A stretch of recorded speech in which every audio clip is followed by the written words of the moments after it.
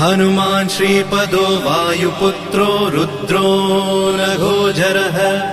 अमृत्यवीरवीरश्च ग्रामवासो जनाश्रयः धनदो निर्गुणः शूरो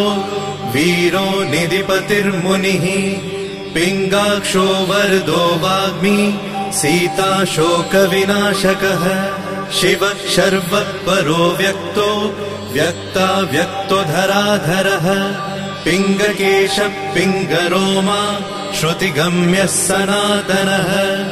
अनादिर्भगवान् देवो विश्वहेतुर्जनाश्रयः आरोग्यकर्ता विश्वेशो विश्वनाथो हरीश्वरः भर्गो रामो रामभक्तः कल्याणप्रकृतिस्थिरः विश्वम्भरो विश्वमूर्तिर्